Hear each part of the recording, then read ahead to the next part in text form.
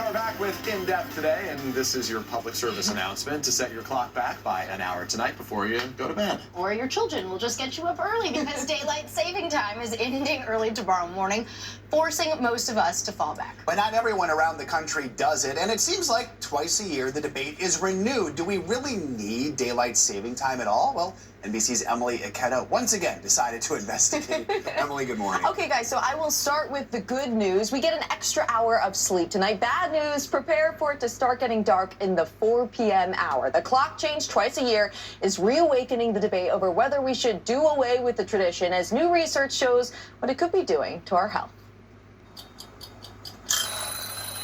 It's the great debate that comes around like clockwork. I despise daylight saving times ending. I love a good fall reset. For decades, twice a year, the vast majority of Americans have switched their clocks an hour forward in the spring and an hour back every fall. How am I supposed to go on my nice little walk by the water after work when it's pitch black outside? The intended goal, to best utilize available daylight, but studies suggest that biannual back and forth can actually negatively impact productivity, safety, and even your health.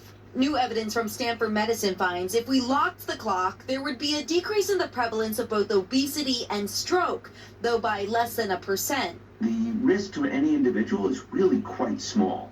It's when 350 million people do it all in the same day that you can kind of see this increased risk for car accidents and heart attacks. The issue returned to the Senate floor this week in an attempt to advance the President Trump-backed Sunshine Protection Act, which proposes to do away with the time shifts. But the bill stalled, with Senator Tom Cotton pointing out Congress has done it before and quickly returned to the twice-a-year tradition because of early morning car crashes involving kids. Permanent daylight savings time would push winter sunrises to an absurdly late hour, depriving Americans of morning sunshine that's essential for our safety and well-being. The debate isn't just to stop the clock, but also over which time policy should be permanent.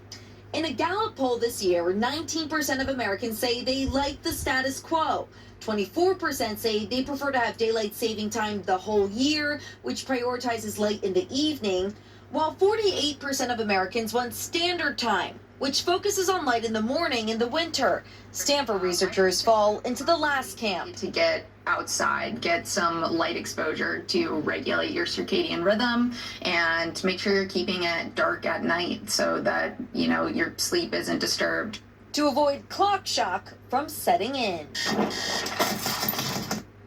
If only we could shock our clocks like that. If you're curious why the clocks changed, by the way, at 2 a.m., experts say it's because that was the least disruptive to train schedules when the idea was first introduced back in the early 1900s. In a modern society, hey, that timing still works because we don't have to worry about changing the date. It's not like 12:30 a.m. to 11:30 p.m., so it's 2 a.m. to 1 a.m. So there's some logic there. So that still holds true. I would just like one standard time. Whatever Standard time, your team's standard time. Whatever we decide, I would just like it to stick with one thing. Well, scientists might agree with you. Yeah. No. Does no one else feel like this? I'm over it.